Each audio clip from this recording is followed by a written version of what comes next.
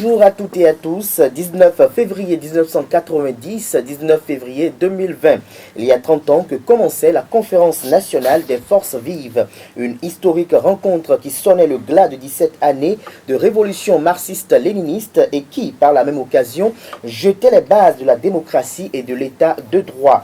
Tenue du 19 au 28 février 1990 à l'hôtel PLM Alejo de Cotonou, la conférence des forces vives de la nation a ouvert la voie à la démocratie au Bénin, voire en Afrique. Elle fait suite à la session conjointe des organes centraux de l'État des 6 et 7 décembre 1989 qui avait entre autres décidé de la libération du pays, de l'idéologie du marxisme-léninisme et de séparer le Parti de la Révolution populaire du Bénin PRPB de l'État de la création d'une nouvelle structure gouvernementale. Nous en parlons ce matin dans le débat et à cet effet, Abel Dako est notre invité. Il est correspondant au Bénin de la radio FM Liberté et il sera face à Karl Kitome. Bonjour à vous, Abel Dako. Bonjour Kader, bonjour à tous les téléspectateurs.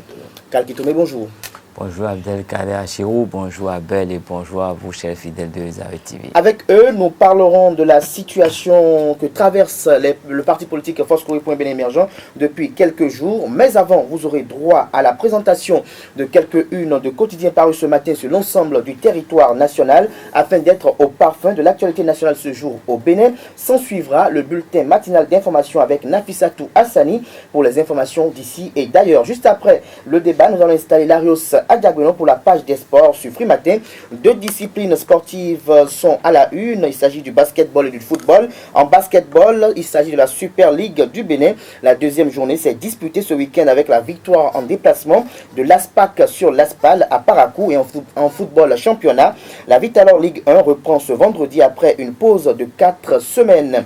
Gloria Mawanoué nous rejoindra en fin d'émission pour les prévisions astrologiques de ce mercredi 19 février de l'an 2020. Bonjour à tous, bienvenue. Tout de suite, la une des journaux.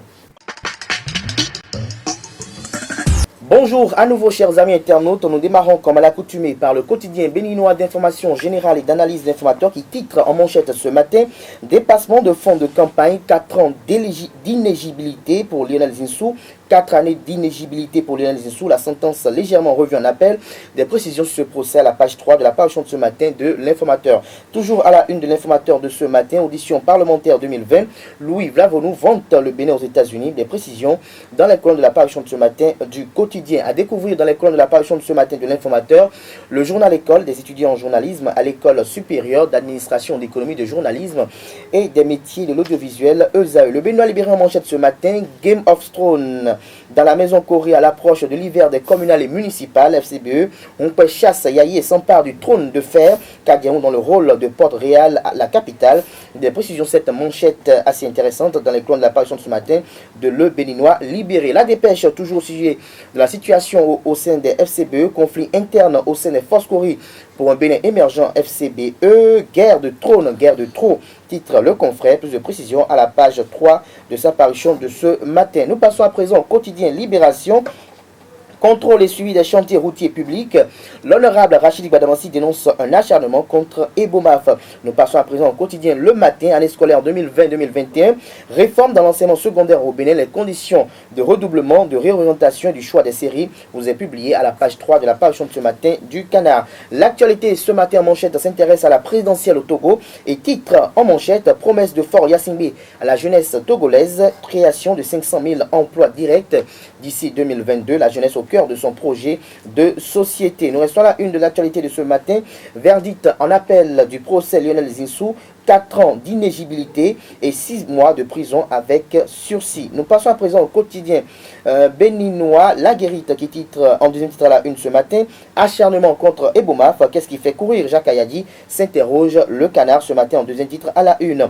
Le challenge, réaction de Jacques Ayadi suite à la vaste digression de Brasili Banansi, je préfère lui répondre par le sourire, a-t-il laissé entendre nos confrères. Plus de précisions sur cette réplique à la page 4 de la parution de ce matin du quotidien Le Challenge. Les pharaons en manchette ce matin, décentralisation à Bomé-Calavi, la grosse déception 5 ans après. Des précisions à la page 3 de la parution de ce matin du quotidien Les Pharaons. Nous restons à la une de Les Pharaons de ce matin, nouveau communiqué des FCBE, 41 proches de Yahi, accusés de faux et usage de faux. Diakpata à présent, défense pathétique des Bomaf par le député de la 8e circonscription électorale. Le silence de Jacques Ayagui face à l'immense digression. Vous avez publié à la page 9 de la parution de ce matin du quotidien. Les 4 vérités à présent, installation des coordinations des 5 communes du plateau, 21e et 22e circonscription électorale. À Diawere, Ifan, Isake, Kepobe et Ketou aux couleurs de l'Union démocratique pour un Bénin nouveau de Claudine Afiavi Prudencio.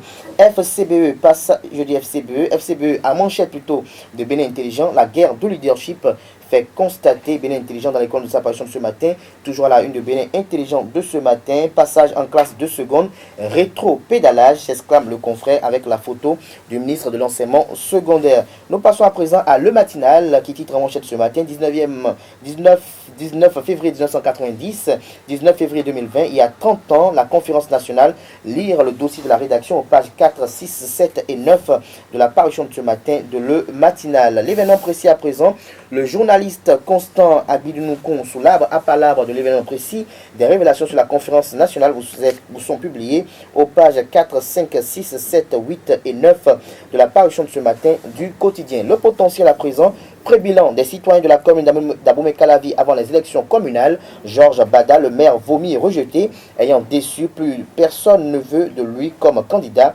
C'est un constat fait par le potentiel, plus de précision à la page 3 de sa parution de ce matin. Matin libre à présent. Imposition de factures normalisée aux entreprises, mais CEF, ces machines casse-tête de la DGI, des précisions à la page, aux pages 2 et 3 de la parution de ce matin du Cana, et le BPC ou la moyenne de classe pour passer en seconde, le nouveau rétro-pédalage de la rupture. Nous mettons un thème à la une des journaux de ce matin par le quotidien national d'information qui a titré en manchette ce matin 19 février 1990, 19 février 2020, il y a 30 ans. La conférence nationale, retour sur les 10 jours qui ont tout changé, mémorable discours du président Mathieu Kérékou, déclaration sur les objectifs des assises, Théodore Lo, ravive des souvenirs, des précisions aux pages 3, 5, 7, 9, 11, 13 et 15 de la parution de ce matin du quotidien de service public La Nation. Ce sera tout pour la présentation de quelques-unes de quotidiens parus ce matin sur l'ensemble du territoire national. Les quotidiens sont disponibles dans les kiosques au prix de 300 francs CFA. Ils sont également disponibles en ligne. Nous passons à présent au bulletin matinal d'information sur Fruit Matin.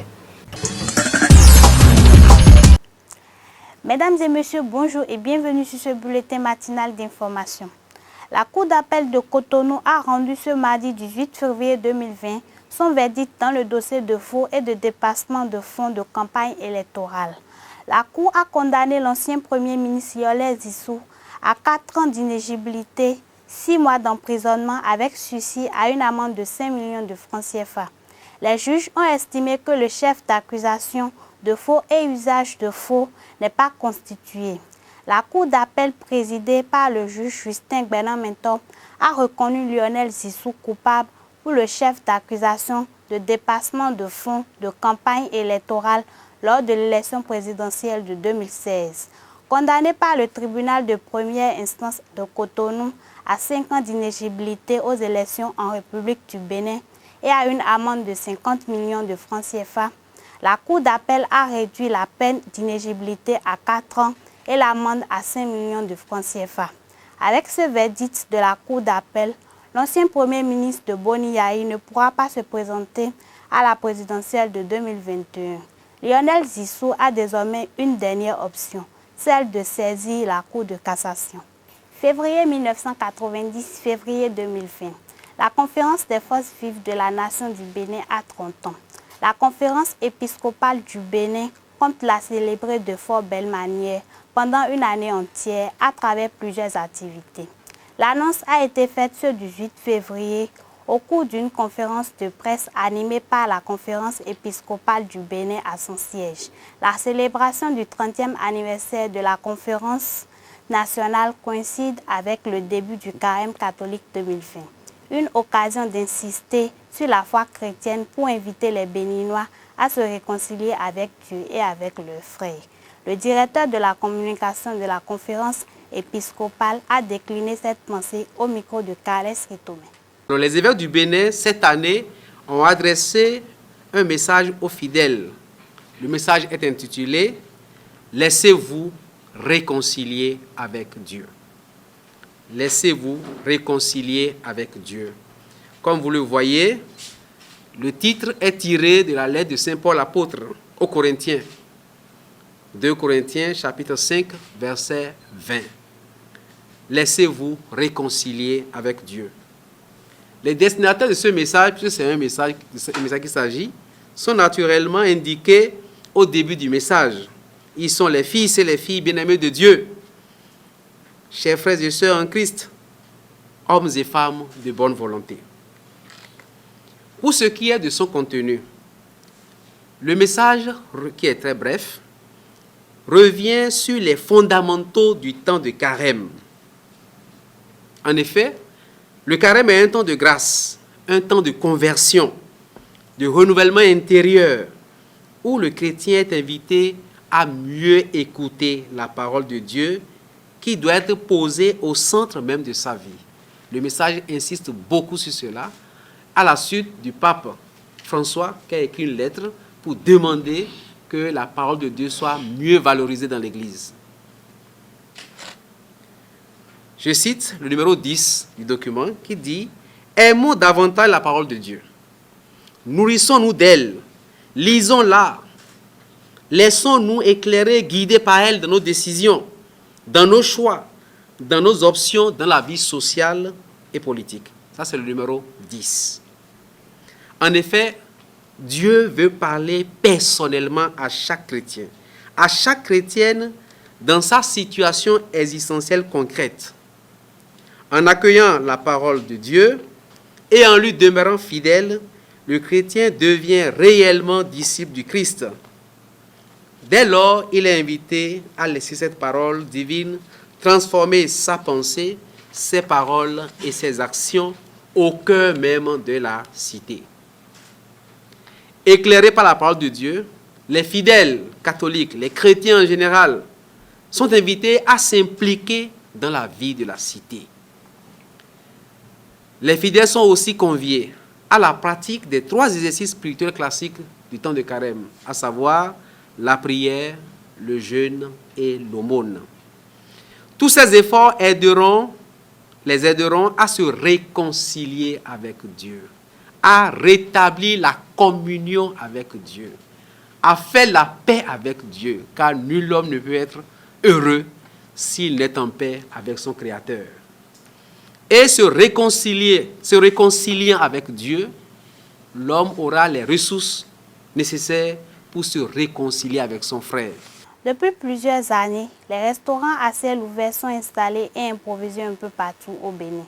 L'un de déplaire aux Béninois du fait de l'accessibilité facile et pas coûteuse de la nourriture, certains d'entre eux posent cependant la problématique de l'hygiène qui entoure ces restaurants à ciel ouvert et les repas qui y sont servis. À travers cette interview réalisée par Anita Marcos et Chef Terungue, suivez la substance de leurs opinions. Les restaurants à ciel ouvert, bon, ça nous aide et nous les gens qui n'ont pas les moyens pour aller dans les grands restaurants. Les mamans qui ne peuvent pas, bon, comme les mamans n'ont pas de moyens pour ouvrir des grands restaurants, ça les aide aussi économiquement pour trouver de l'argent pour nourrir leurs petites familles, quoi. Les restaurants à ciel ouvert, ça nous aide surtout nos mamans qui n'ont pas les moyens d'aller dans les grands restaurants pour manger. Les restaurants à ciel ouvert, bon, c'est un restaurant qui est très économisé pour nous, les populations qui n'ont pas les moyens de vivre. Mais en fait, la nourriture aussi, c'est bon quand même. Normalement, si on a des moyens, on devrait manger dans des bons restaurants. Mais du fait que tout le monde n'a pas les moyens, on se permet de manger là en attendant que ça change. J'ai été intoxiqué par ces bonnes dames-là. J'ai été à l'hôpital et le médecin m'a conseillé de ne plus manger dans ces genres de restaurants. Que si je peux préparer à la maison et manger ou bien, en tout cas, c'est ce qu'il m'a dit quand même. Bon, en fait, je dirais que ces restaurants nous aident à mieux nous nourrir. Ceux qui n'ont pas, en fait, les parents ont bien quelque chose à main. Et c'est pour ça que la propriété est un peu mal gérée. C'est ça le mal de ces restaurants seulement. Hors de nos frontières, le chef de l'État français s'est déplacé hier mardi à Mulhouse, en Alsace, pour délivrer un discours sur la lutte contre le séparatisme islamiste. Il a annoncé la fin progressive des imams détachés envoyés par d'autres pays et la formation davantage d'imams en France. Ce sera tout pour ce bulletin matinal d'information. Merci de nous avoir suivis et à demain. Merci à vous, Nafissatou Hassani, pour la présentation de ce bulletin matinal d'information. La grande édition du journal télévisé est prévue pour 19 h sur EZ Télévision. Ce sera une présentation de Karl Kitome. Nous passons à présent au débat sur Free Matin.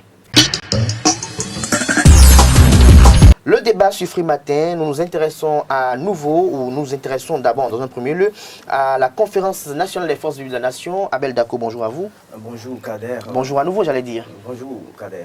Karl Kitome, bonjour à nouveau. Bonjour à toi, Abdelkader Giraud. Alors, Abdel Dako, la conférence nationale des forces... Abel. Abel, j'allais dire Abel Dako, c'est Abdelkader, Abel Dako. La conférence nationale des forces vives de la nation a aujourd'hui 30 ans d'anniversaire. Qu'est-ce que cet historique événement vous rappelle aujourd'hui, 30 ans après? C'est un sentiment mélangé de joie et de satisfaction et à la fois un sentiment de fierté de savoir que je suis béninois. Mais avant de me prononcer véritablement sur la question, je voudrais m'incliner avec un respect mémorable à l'endroit donc de ces illustres béninois, en l'occurrence Monseigneur Isidore Dessouza, qui a mené de main de maître cette conférence qui allait jusqu'à son thème et qui a permis donc aux béninois que nous sommes de nous sentir véritablement béninois et de nous sentir fiers d'en être un et également de nous sentir véritablement chez nous. On se rappellera pendant longtemps encore ces phrases phares, ces phrases mémorables qui ont été prononcées de par ces moments forts de cette conférence-là, qu'ils vous souviennent, et je le cite, plaise à Dieu qu'aucun bain de sang ne coule et ne nous emporte dans ces flots. On pourrait en citer, fin de citation, on pourrait en citer à longueur de journée. Je voudrais également m'incliner devant la mémoire de cet illustre homme qui, même si les conclusions de ces travaux-là, s'il n'avait pas donné, enfin, s'il n'avait pas dit ce discours mémorable que le confrère aîné Abidinoukoun a rappelé dans l'apparition de l'événement précis de ce matin. L'événement précis de ce matin, il faut rappeler qu'il était le Manitou pour les confrères, pour nous qui avons travaillé longtemps sur ces mémoires-là. Il faut reconnaître que, et c'est important de le dire, de le rappeler à la postérité, le général Mathieu Kéropo avait 2 discours dans sa poche quand il a été arrivé dans la salle de conférence. Va-t-il prononcer un discours pour accepter les travaux, les conclusions de ces travaux ou pas? Les Béninois étaient quoi que ce jour-là, chacun avait retenu son souffle et Dieu l'a inspiré. Il a dit le discours opportun, le discours qui pouvait donc sortir tout le monde donc, de cette situation-là.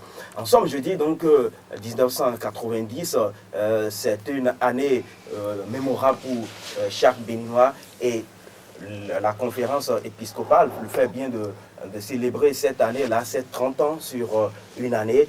Croyez-moi, ce n'est pas disons que ce n'est pas rabattre les oreilles des Béninois ou de la communauté internationale que de célébrer ces 30 ans, parce que pour qui a assisté à cette conférence, soyez rassurés, je n'ai pas assisté à cette conférence, mais j'ai lu l'histoire et j'ai beaucoup travaillé sur cet aspect-là avec bien d'autres confrères pour mieux connaître cet aspect de la chose. Et il faut dire que ça fait partie, tout comme les années 1960 vont faire partie donc des mémoires du pays. 90 n'en est pas moins. Alors Karl Kitome, quand on vous parle de la conférence des forces vives de la nation, aujourd'hui, cette conférence qui a eu lieu en 1990 à 30 ans, de mémoire de journaliste, qu'est-ce que cela vous rappelle? Ben, d'abord de mémoire d'enfant, je dirais, parce que j'étais tout petit quand c'était arrivé, j'étais déjà à l'école. Et je sais qu'en 1990, quand il y avait cette conférence nationale, j'étais quelque part au Togo et c'est à la télévision que nous avions suivi cette conférence nationale. Et je crois que c'est en ce moment que j'avais entendu la première fois le Bénin être qualifié de quartier latin de l'Afrique. Je me rappelle un Nigérien qui a dit que tous les jours, il était obligé de s'armer de son dictionnaire pour pouvoir comprendre ce que les Béninois se disaient à cette conférence nationale. Donc tout petit, j'ai été très influencé par le niveau des débats qu'il y avait eu à cette conférence nationale. Mais avant, je dirais, j'étais déjà à l'école ici et j'ai connu une année blanche avec cette conférence nationale. J'ai vu, il y avait un élève qui était mort sous les balles de l'armée au CGB Gamin. J'étais tout petit, on courait partout et au début c'était intéressant parce qu'on n'allait plus jamais en classe. On allait à l'école juste pour faire des bêtises et revenir à la maison. Mais nos parents, ils souffraient beaucoup parce qu'on avait du mal à manger. Les Béninois avaient 6 mois d'arriérés de salaire et des gens se suicidaient parce qu'ils ne pouvaient plus répondre à leurs obligations quotidiennes. Il y avait tellement de problèmes. Et je me rappelle cette histoire d'un monsieur qui était obligé d'aller voler une marmite de haricots que la dame préparait pour vendre parce qu'il fallait nourrir sa famille. Et puis, on était venu le surprendre avec cette marmite de haricots. Et donc, avant cette conférence nationale, il y a une ambiance. On était tout petits, mais on savait que quelque chose n'allait pas dans ce pays. On savait que ça souffrait. Il y avait le désordre. Il y avait quand même une situation pas du tout intéressante. Et les Béninois, le président Mathieu Kérékou a eu l'intelligence avec ceux qui étaient à côté de lui d'inviter tous les Béninois, toutes tendances confondues, de l'intérieur comme de l'extérieur, pour une assise qui allait permettre de quand même décrisper la situation. Et aujourd'hui, 30 ans après, je crois que nous avons un devoir. Je dirais d'abord que les intellectuels béninois ont raté le coche. Parce que c'est même plus important que 1960. Parce qu'en 1960, le colon avait décidé de nous octroyer cette indépendance. Mais en 1990, le peuple béninois en avait ras-le-bol. Le peuple béninois n'en pouvait plus. Et les Béninois, en intelligence intérieure, ont décidé et ont proposé comme une thérapie pour cette sortie de crise. Et donc, je crois que ça, c'est la vraie histoire du Bénin que nous devons enseigner dans notre école. Tout ce qu'il y a au sujet de l'indépendance avec tous les mensonges qui peuvent venir de la France ou d'ailleurs, moi, je crois qu'il faut arrêter. Il s'est passé quelque chose de sérieux en 1989 et 1990. Et c'est ça qui démontre vraiment en fait, la fibre patriotique des Béninois. Les Béninois ont fait quelque chose. Et il faut, ceux qui travaillent sur ce sujet, je crois qu'on doit les saluer, nous devons les encourager. Et j'estime qu'il n'y a pas eu assez d'écrits sur ce qui s'est passé d'abord en 1989. Parce que quand on ne parle pas des causes et qu'on parle de la conférence nationale, il n'y a pas l'essence. On ne peut pas comprendre vraiment ce qui a pu amener les Béninois à cela. Donc, je pense que et la conférence épiscopale a très bien fait de revenir sur les faits. Mais avant la conférence épiscopale, j'ai eu le privilège d'assister à ce colloque relatif à Monseigneur Robert Sastre. Monseigneur Robert Sastre, qui était quand même le premier prélat catholique à s'investir véritablement dans l'organisation de cette conférence et qui malheureusement n'y a pas pris part. Et en assistant à cette conférence, à ce colloque, j'ai quand même compris beaucoup de choses que j'ignorais, que je ne pouvais même pas faire le lien. Et donc je crois que tous les Béninois qui ont vraiment vécu d'une certaine façon cette conférence nationale doivent écrire pour la postérité. Nous devons écrire, nous devons laisser les traces. Ce qui s'est passé, les enfants doivent le savoir. Je dis les enfants, j'étais enfant aussi. Donc aujourd'hui, c'est pour la postérité. Il faut qu'on le sache parce que c'est ça qui va nous permettre de savoir comment nous y prendre. Aujourd'hui, il y a eu des semaines entières pour célébrer tout ce qui s'est passé au sujet de la Shoah. Et il n'y a pas si longtemps que ça. Et donc, c'est des gens qui reviennent sur les mémoires. Ils ont parlé de Auschwitz. Ils parlent de tout ce qui s'est passé. Et en fait, ils remuent un peu le couteau dans la plaie pour que les Israéliens sachent ce qui s'est passé, qu'ils n'oublient pas, qu'ils s'accrochent à ça pour avoir la fibre patriotique qui nous manque. Donc, je pense que nous devons en parler. 1 an, c'est bon, mais c'est peu. Il faut que cela soit inscrit au programme d'enseignement et que ce soit écrit par des Béninois, que ce soit la vraie histoire. Parce que moi, quand je pense à cette conférence, j'ai un peu mal au cœur. J'ai mal au cœur parce qu'au bout du rouleau, on dit que Kérékou était un grand dictateur, il a fait ci, il a fait ça. Mais moi, à mon avis, les Français ont fait de Kérékou un dictateur. La communauté, la presse internationale a fait de Kérékou un grand dictateur. La presse internationale, l'impérialisme a formaté des intellectuels béninois que Kérékou même avait qualifiés de tarés, qui sont venus pourrir le système de l'intérieur. Sinon, je pense qu'il y avait beaucoup de bonnes dispositions dans cette période qu'on aurait pu capitaliser pour avancer. Nous avons entamé la démocratie. Avec la démocratie, nous avons tué beaucoup de valeurs. Et aujourd'hui, qu'il y a quelqu'un qui est au pouvoir et qui veut qu'on donne un peu de sens à ses pouvoirs, à ses valeurs, nous le tassons également de dictateur. Et donc, moi, je pense qu'il nous revient de nous repenser et de savoir où nous allons. Ce que les autres vont dire, c'est leur problème. Nous ne mangeons pas les mêmes choses.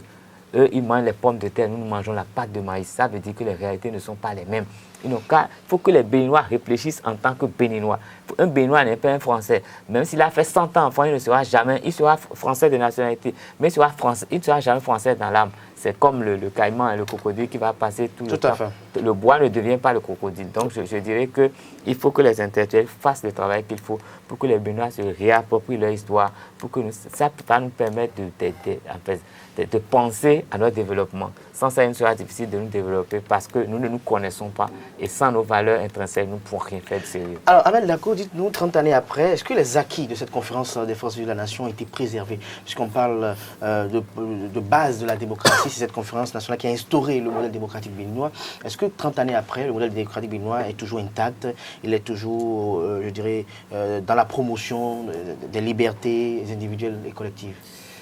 C'est un résultat mi-figue, mi-raisin dans la mesure où lorsque vous prenez ces résultats-là dans leur ensemble, il faut comprendre, et il a bien fait de rappeler le contexte historico-social qui a amené à cette conférence-là. Aujourd'hui, plus ou moins, le Béninois se sent un peu plus à l'aise chez lui, et les conditions qui ont prévalu avant que nous n'allions à cette conférence d'alors, il faut comprendre qu'aujourd'hui, le Béninois, même s'il n'est pas forcément à 3 repas par jour, il est déjà à 2 parce que vous avez rappelé un certain nombre de choses. Il faut également insister là-dessus, et c'était là tout le Gordien qui avait suscité donc la descente des Béninois dans la rue jusqu'à ce qu'on lance une pierre au général Mathieu Kérokou qui devrait réagir pour que sa garde puisse faire le travail en tirant sur les Béninois. Mais heureusement, il n'a pas fait, parce que l'autre aspect qui mettrait mal à l'aise, c'est qu'au cours de cette période des années 1989, il faut le rappeler, il y a que même les meuniers pouvaient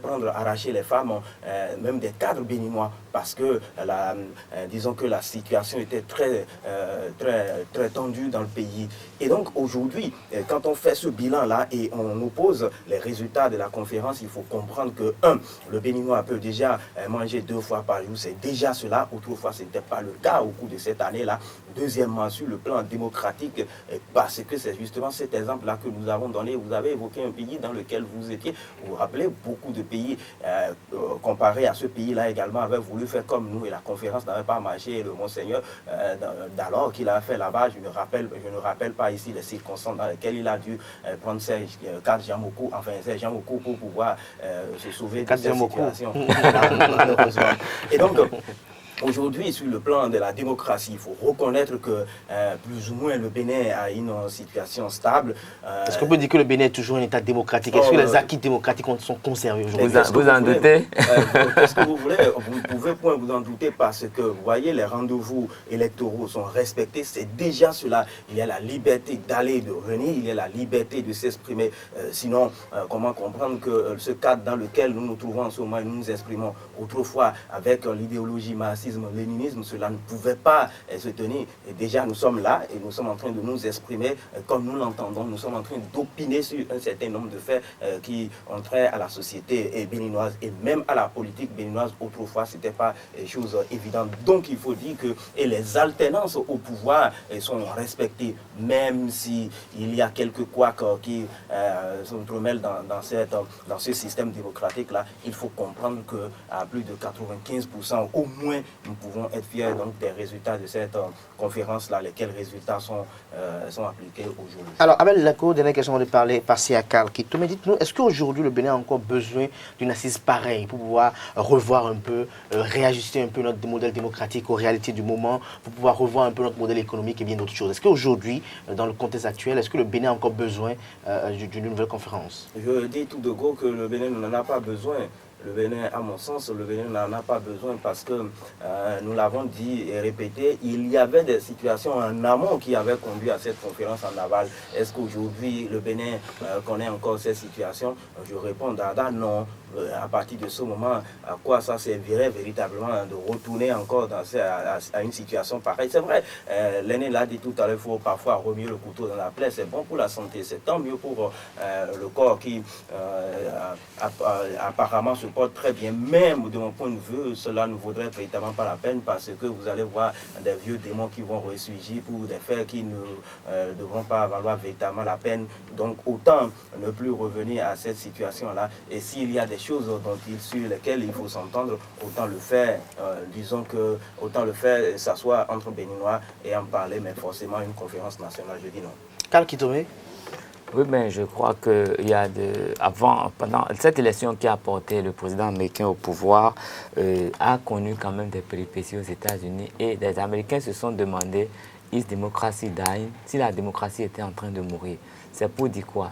Le monde est dynamique et rien n'est statique, tout change, tout bouge. Nous avons acquis notre démocratie en 1990 et cette démocratie va se faire. C'est comme un enfant qui naît, qui va grandir, qui va connaître ses crises d'enfance, ces crises d'adolescence, ces crises de croissance. Donc c'est normal que notre démocratie traverse des crises. Et vous savez, il y a déjà eu des élections au Bénin où il y a eu des reprises d'élections de façon partielle, il y a eu des destitutions, il y a eu beaucoup de choses dans notre démocratie. Et quand on avait démarré notre démocratie, nous n'avions pas de Sénat.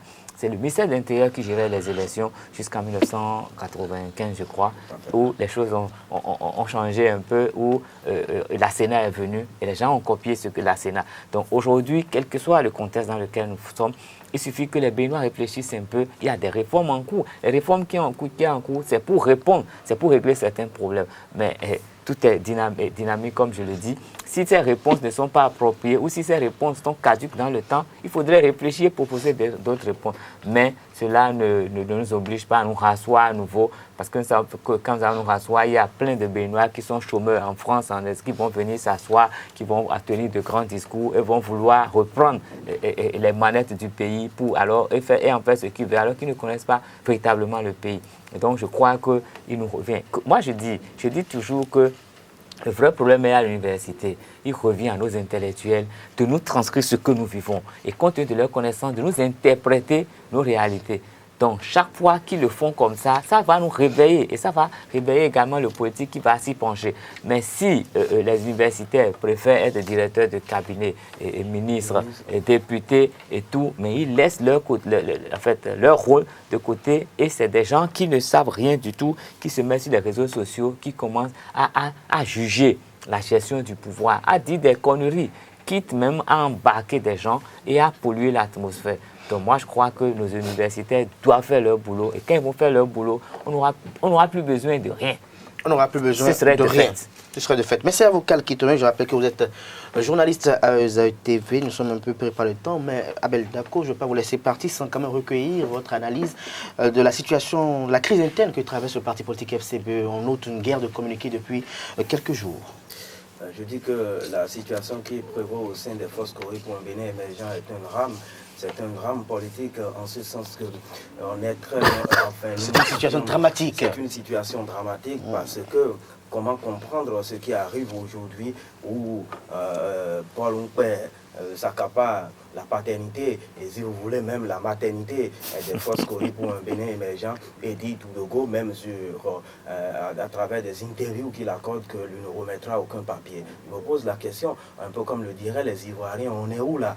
Ça se passe où? Mais Abel Dako, est-ce qu'à votre avis, quand on note un peu, quand on revient sur le parcours qui a conduit à l'obtention de ce récépissé d'assistance, est-ce qu'il est opportun, est-ce qu'il est nécessaire que Paul Ompé transmette les documents originaux au président d'honneur du parti politique quand il sait qu'il y a des manœuvres en cours pour pouvoir l'exclure du parti politique? Qu'est-ce qui vous fait dire qu'il y a des manœuvres en cours pour l'exclure? C'est Paul Ompé qui l'a dit. Non, excusez-moi, je vous pose une question. Si vous vous battez pour alors que, je prends un exemple, le promoteur de Zahid, il n'est pas au pays et vous demande enfin, il a confiance en vous et vous allez chercher des papiers qui accréditent davantage l'institution. Est-ce qu'à son retour, vous allez refuser de lui retourner les papiers comme quoi c'est vous qui vous êtes battu pour avoir ces papiers? Enfin, vous n'êtes pas obligé de répondre à la question, mais je dis qu'à partir du moment où vous ne répondez pas véritablement de la paternité, de la naissance de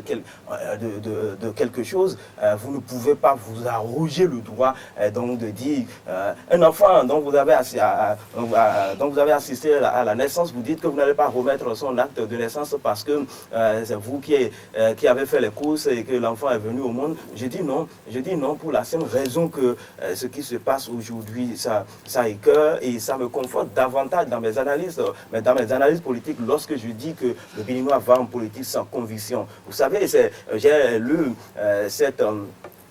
ce commentaire de Saka Saleh qui, le week-end, rappelait déjà qu'en politique, au Bénin, il n'y a pas véritablement de conviction et que les gens y vont parce que j'ai vu d'autres le faire. Il dit que, je le cite, comment comprendre que quelqu'un qui vous a permis de connaître des aéroports, quelqu'un qui vous a permis d'avoir un passeport et quelqu'un qui vous a permis donc de passer sur des tapis rouges, comment comprendre qu'en retour, vous pourriez vous comporter de cette façon? Fin de citation. Je dis que ça ne s'explique pas. Et malheureusement, c'est ce qui est arrivé au sein des Renaissances. Même quand quelqu'un a des comportements antidémocratiques, des comportements qui pourraient quand même mettre à mal la cohésion nationale, il faut quand même, par devoir de gratitude, faire entorse au patriotisme. Non, vous savez, on en a parlé longtemps sur ce plateau, chaque chose a son temps et chaque temps a sa chose.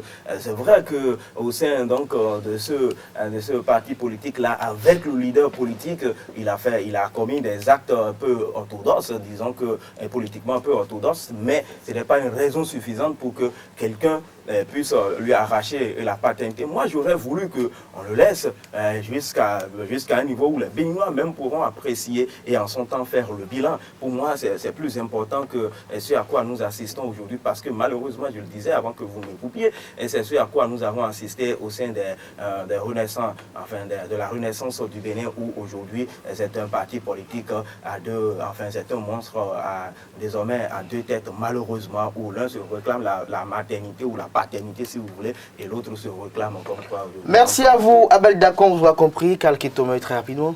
Oui, ben, moi je dirais simplement que ce qui se passe à l'ASBE c'est... À l'ASBE. Bon, chez les forces Cori pour émergents, c'est un petit drame. C'est la fatigue. Et tout ce qui se passe là, c'est l'achat des partis politiques qui a permis cela. Parce qu'on a dit, on rabat les cartes. Il n'y a plus rien. Donc, les gens ont du mal à accepter que tout est fini. Donc, même le jour où ce parti a cessé d'exister, c'est que Yaïboui n'existait plus. Donc, à partir de ce jour, tout a recommencé à zéro.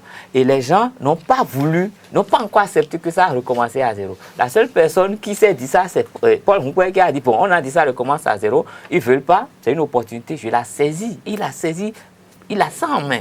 Aujourd'hui, on dit le grand patron, c'est Yahi Boni. Mais est-ce qu'il était membre fondateur? Donc aujourd'hui, FCBE tel qu'il est, je me demande s'il est membre. Donc vous voyez, c'est un débat très très compliqué et il faut seulement de l'humilité. Il faut penser à demain. Quand les gens sont venus en politique avec leur ventre pour bien le remplir. Et maintenant, il y a eu des donnes qui les empêchent de le remplir comme ils le faisaient et ils se fâchent. Ils n'ont qu'à se calmer, intégrer les partis et puis ça va se faire. Paul Nkoué n'est pas aussi puissant que ça. Si les gens font les choses dans les normes, il se verra réduit à sa simple expression. Merci à vous, Kalkitomo. Je rappelle que vous êtes journaliste à ESA Télévision. Vous étiez face à Abel Dacon, journaliste et correspondant au Bénin de la radio FM Liberté. Chers amis internautes, cette émission se poursuit. Nous passons à présent à la page des sports où Laro Sadagwino nous édifie sur le basketball, la Super League du Bénin, la deuxième journée qui s'est disputée ce week-end avec la victoire en déplacement de l'ASPAC sur l'ASPAL à Parakou et en football championnat. La victoire leur Ligue 1 qui reprend ce samedi après une pause de 4 semaines. Bonjour amis internautes, bonjour Kader. Comme vous l'avez dit, nous allons démarrer cette page sport par du basketball. Le championnat national de première division a connu ce samedi 15 février 2020 sa deuxième journée à Parakou. l'ASPAC, l'association sportive du port autonome de Cotonou, est allé chercher une double victoire sur l'association sportive Peace and Love Aspal. Les dames de l'ASPAC, plus expérimentées, ont dominé sans embâche leurs jeunes sœurs 94 à 30. C'est la deuxième victoire en 2 sorties pour les Portugais, vice-championnes du Bénin en titre. Marlène Somakou et Ilimata Adamou, les capitaines des 2 formations, analysent la partie. Il faut reconnaître que c'est des filles qui sont un peu plus jeunes que nous, mais côté expérience, ne nous leurrons pas, nous avons quelque chose de plus qu'elles aussi. Donc je pense que c'est ça qui a donné. On a essayé de mettre ça en pratique et voilà, c'est ce qui a donné ce score que vous voyez. L'objectif est clair, nous on veut être championne. Parce que c'est une vedette qui nous a été arrachée. Donc nous sommes venus pour la récupérer. Donc on va rien laisser tomber. On va profiter de toutes les failles. D'abord, je remercie le courage de mes coéquipiers parce que pratiquement nous sommes la plus jeune équipe de la Super League. Et ASPAC, on sait que c'est une équipe qui a beaucoup d'expérience. Elles ont été plusieurs fois championnes. Notre objectif, en fait, en participant à ce championnat, c'est d'être dans la Super League, de continuer par rester dans la première division. On savait que ça n'allait pas être un match facile, mais on ne voulait pas trop... Enfin, on n'a pas mis la barre basse non plus. Donc, on a essayé au maximum d'éviter un score à 3 chiffres. On a fini, elles ont gagné, mais ça nous a permis de savoir sur quoi travailler encore, parce qu'on est jeune. Et quand on est jeune, il faut des matchs de taille pour grandir.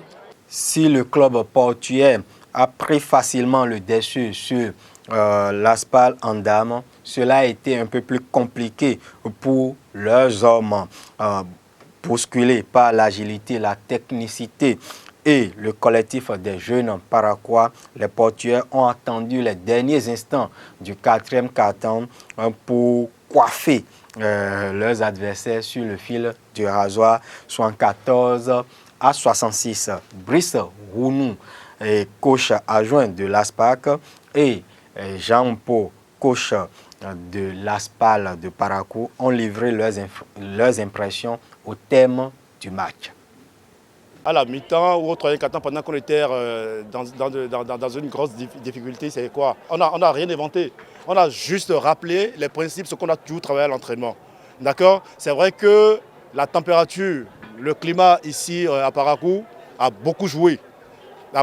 Si vous ne respirez pas bien, vous ne pouvez rien exécuter de ce que le coach vous demande. Et en ce sens, là, je vais d'abord remercier les joueurs d'avoir fourni assez d'efforts, d'avoir surpassé quand même les difficultés de climat qu'on a eu ici, quand même pour pouvoir avoir le meilleur sur l'adversaire ce soir. Donc c'est un adversaire qui nous a peut-être mettre la puce à l'oreille, comme quoi les grandes compétitions, on devrait quand même venir les préparer à Parakou pour avoir quand même préparer l'équipe à toutes les difficultés respiratoires qu'on puisse avoir dans le monde entier. Tout à l'heure, on m'a demandé de donner ses impressions ailleurs. J'ai dit qu'il n'y a pas eu de défaite honorable. On a perdu, certes, les armes à la main et on va continuer par travailler pour que les fois à venir, qu'on fasse mieux. Dans les autres matchs de cette deuxième journée de la Super League de basketball du Bénin, Elan a également gagné en déplacement la Renaissance Basketball Club 67 à 61. C'était sur le parquet du Hall des Arts, Loisirs et Sports de Cotonou. Sur le même parquet, entrée en lice réussie pour les champions du Bénin en titre, les électriciennes de la SB2E, Énergie Basketball Club, a dominé la modeste formation de la Renaissance Basketball Club 64 à 45. La troisième journée va se disputer ce week-end. Nous allons revenir sur les affiches au programme dans les prochaines émissions. Et nous parlons à présent du football. Le championnat national de première division, la Vital'Or Ligue 1, après 4 semaines de pause, reprend ce week-end à l'ouverture de cette phase retour. Le vendredi prochain, on aura le déplacement des Dragons FC de l'OM sur Parakou pour affronter Dynamo de Parakou. Il faut dire ici, il faut rappeler que les deux équipes à l'aller se sont séparées sur un score nul d'un but partout. C'était au stade Charles de Gaulle de Porto-Novo. Le Zaïre Football Club, qui n'a pas connu de repos lors de cette trêve avec sa série de 3 matchs en retard, joue dimanche l'Énergie FC de la SB2E au stade René Pleven de Cotonou pour le compte de la 16e journée de la Vital'Or Ligue 1. Les autres affiches de cette 16e journée vous seront données dans les prochaines émissions ou dans les prochains numéros de Free Matin. La Ligue de football du Bénin a également rendu public hier le calendrier de la phase retour de la Vital'Or Ligue 2 saison 2019-2020 au programme de la 18e journée du championnat national de 2e division. Nous aurons le 29 février prochain Dynamo d'Abomey, Adidja FC des Forces Armées béninoises. Il y aura également Holio FC de Comène, Assos de Porto-Novo.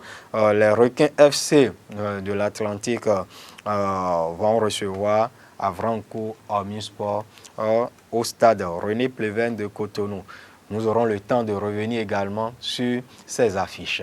Merci et très bonne journée à vous. Merci à vous, Larosa Sadiagono, pour la présentation de cette page des sports. Chers amis internautes, nous passons à présent aux prévisions astrologiques sur Free Matin. 12 signes astrologiques, 12 révélations. Mesdames et messieurs, bonjour et bienvenue sur les prévisions astrales sur ESAE TV. Chers amis béliers, la pleine lune en lion accorde ses violons avec Uranus dans votre signe. Une combinaison épartante pour associer la volonté intérieure à la fermeté extérieure. Vous savez ce que vous voulez, en témoignent vos actions percutantes d'une efficacité inégale sur le terrain. On est bluffé. Natif taureau, aujourd'hui, le soleil entre en poisson. Une bonne nouvelle pour vous qui pouvez parier sur votre intuition pour savoir quelle décision prendre, quelle direction suivre. Le 6e sens de votre ami poisson sert vos intérêts. Votre flair affûté repère facilement les bonnes affaires. Les opérations financières promettent d'être prospères. Amis Gémeaux, Crazy Love, oui, je suis fou. Fou d'amour, chante Guy Bonado, chanteur connu, peintre méconnu. Est-ce votre chéri qui est fou de vous ou l'inverse? La prévision ne précise pas. Elle évoque simplement un décalage entre des sentiments passionnés d'un côté, détachés de l'autre. D'où la difficulté à s'aimer au diapason. Cancer, le soleil complète l'équipe par le duo Mercure-Neptune en poisson. Nos 3 planètes confirment qu'un contrat vous porte chance à condition d'en négocier habilement les clauses et les conditions. Pas de précipitation, prenez votre temps de manière à bien décoder les modalités et pour ne pas vous tromper. Né sous le signe Lion, profitez de la pleine lune pour déclarer votre flamme ou déclamer votre tirade. L'astre de nuit vous donne l'occasion d'exprimer ce que vous avez sur le cœur.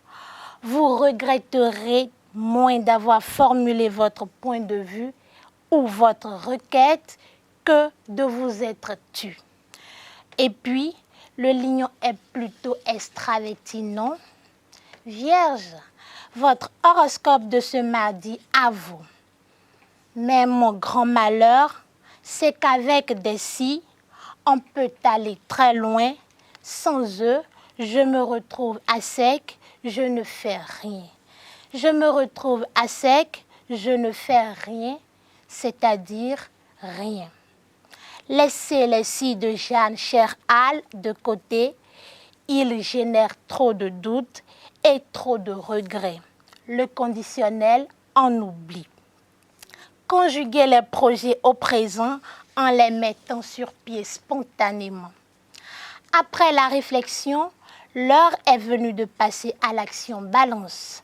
Pas d'hésitation si les plans sont solides, les opérations programmées. En revanche, si vous n'êtes pas encore certaine de votre choix, il n'est pas urgent de sauter le pas. Peaufinez plutôt votre projet. Chers Scorpions, votre plus grande victoire serait d'accepter en tant que personne, avec tous les défauts, vos proches. Vous devez tout mettre en œuvre pour aimer tout le monde dans l'environnement où vous vous trouvez. Quand la pleine lune entre en Lion, Jupiter jubile en Sagittaire. Vos projets rencontrent un accueil hyper favorable. Quelqu'un peut accélérer le développement de l'une de vos activités. Vous avez fait le job.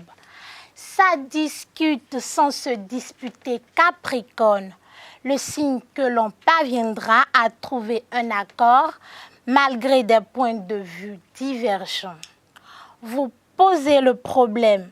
Invitez votre interlocuteur à regarder la réalité en face en affichant clairement ses intentions. Avant-dernier signe Verseau, vous avez besoin que quelqu'un vous escorte, vous réconforte et vous soutienne dans vos démarches. Une personne bienveillante vous portera main. Enfin, Poisson, le soleil est là. La première journée de son séjour dans votre signe. Sa présence développe votre empathie à l'égard d'autrui. Vous avez besoin de vous sentir utile. Voilà tout pour l'horoscope du jour. Merci à toutes et à tous. Portez-vous bien.